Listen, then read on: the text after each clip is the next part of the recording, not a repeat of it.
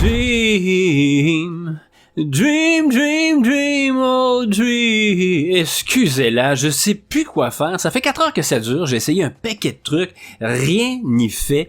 J'ai les 2 oreilles bouchées, mais complètement. J'ai l'impression de parler dans une poubelle en métal. Et demande-moi pas pourquoi je connais la sensation de crier dans une poubelle en métal. Ma vie est compliquée, joueur, joueuse. Salut les imagitateurs, c'est Eric des 100 fois pour vous dire que le 6 septembre, ça va être la première de la série de One Shot On se fait du cinéma. Pour ceux qui nous suivent un peu, vous le savez, nous allons revisiter des films qui nous ont fait triper plus jeunes et moins jeunes aussi. Le film a pas bougé, pas obligé d'avoir du poil gris le film là pour nous emballer. Et on y va de façon là de tout à fait élégante. On touche pas à l'œuvre originale. On se présente soit au début du film, soit après le film, ou même pendant, à un endroit où la caméra ne s'est pas trop attardée et qui serait intéressant de faire du développement. Ok? Et le premier film que nous sommes allés visiter, oh mamma mia, toute une pointure avec Predator de 1987 avec Schwarzy. Oh, et si vous m'aviez dit, les amis, là, au début du projet, quand j'ai commencé à faire ma liste de films, que le nom d'Arnold Schwarzenegger allait être là 3 ou 4 fois, je vous aurais pas cru. Mais effectivement, Schwarzy, il fait partie de nos films cultes, avec Total Recall, avec Conan, avec Terminator, Predator, et c'est vraiment trippant. Je vous dirais, là, c'est certain qu'on va voir Schwarzy, on va le revoir, écoute, il n'y a pas le choix, mais il y a vraiment un trip de rôliste, de faire du jeu de rôle et de croiser ces héros qui nous ont fait vibrer plus jeune. Et le concept est tombé dans l'oreille d'un autre MJ. Et là, je vais pas le mouiller. Je vais pas nommer son nom, mais il va venir. On a 2-3 projets dans les cartons. On va découvrir son système, parce qu'il est là, son propre système. Et ça va être très intéressant pour moi et NJ de découvrir. Et ça, cette belle série-là, ben, ça va passer ici, sur la chaîne, mais en simultané, sur la chaîne de Pilule Rouge JDR, mon ami Christophe. Et c'est là qu'il faut aller écouter les actuels plays. C'est là le terrain de jeu. Il y a plein de bons MJ, des bonnes joueuses, des bons joueurs. On découvre plein d'univers, plein de systèmes. C'est vraiment l'endroit pour découvrir les actuels plays. Moi, que tu écoutes ça ici, ailleurs, ou en te huilant le corps en nous écoutant, écoute, ça me dérange. Je veux pas le savoir, mais ça me dérange pas du tout. Alors, faites-vous plaisir avec cette série-là. Nous, on en a, OK? Mais là, cette vidéo-là, c'est pour vous expliquer ça va être quoi les règles d'engagement du système CRAM. Parce que le système CRAM, oui, tend de plus en plus vers le système générique, mais là, on est encore aux ajustements et qu'on fait les quelques ajustements pour justement aborder l'univers que l'on veut. Et dans la série, on se fait du cinéma. Je vous explique un peu comment ça va fonctionner. À niveau d'action égale, le héros qui est égal en compétence avec l'adversaire, le jet va se faire à 60%. Et là, tu vas me dire, pourquoi pas 50% comme dans les chroniques de Babel qui passent sur la chaîne de Pilule Rouge? Tout simplement parce qu'on s'est aperçu que même si le joueur faisait 50 et moins, qu'il réussissait, il y a cette réussite partielle où tu es amené à payer un prix. Et souvent, les joueurs et les joueuses sont des joueurs et des joueuses. Ils aiment ça gagner. Fait qu'ils payent un prix. Et ce prix-là, il avantage l'adversité.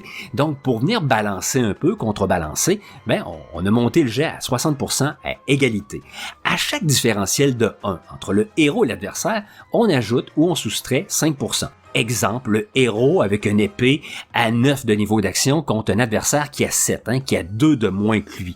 Mais au lieu d'avoir 60 sur ton jet, tu vas avoir 70. On vient d'ajouter 2 fois 5%. Il y a 3 niveaux de réussite. La réussite critique, qui est de toucher un point sensible, comme la tête, les organes vitaux, ou un désarmement, ou trouver une faille dans l'armure pour éviter les points de protection, ou choisir un avantage fictionnel. Et il y a la réussite totale et la réussite partielle. Avec la réussite partielle, comme j'ai expliqué, il y a toujours la possibilité de transformer ça en réussite totale en payant un prix.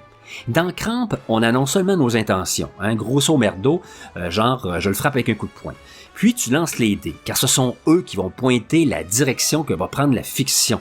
Après, tu t'amuses à décrire et à rendre ça cinématographique. Sinon, si c'est le MJ qui prend le contrôle de la fiction, il va te pincer un peu. Beaucoup.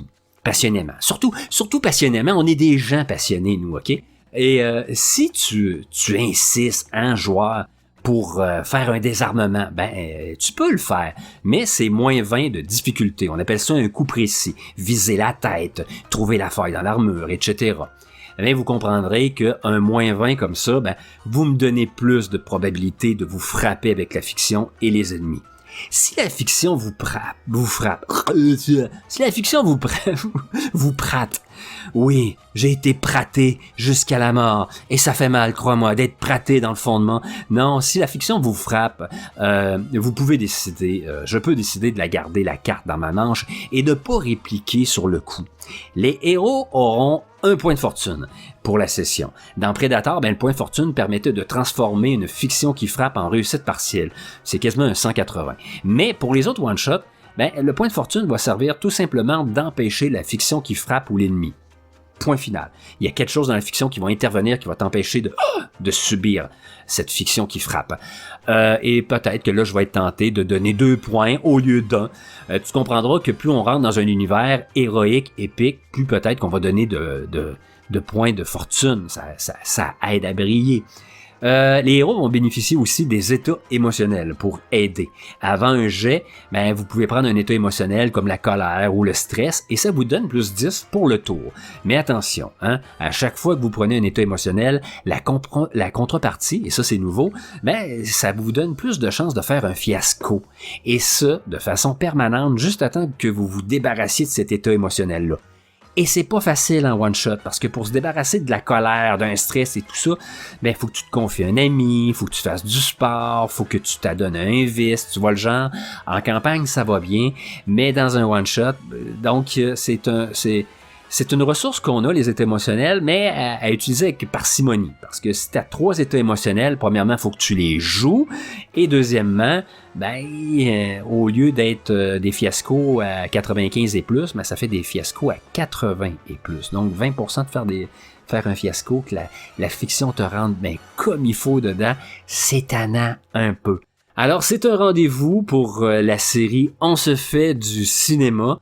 Et nous, on fait ça à temps perdu, ça veut dire à travers nos tables, à travers nos enregistrements et tout ça. Donc, faut peut-être s'attendre à en avoir une fois par mois ou aux 5 semaines. Mais on va déjà, je suis en train de travailler le deuxième, donc c'est certain qu'on va s'amuser avec ça, beaucoup de plaisir. Et d'ici là, moi, je t'invite à agiter ton JDR, à l'imagitater. Salut, bye, à la prochaine.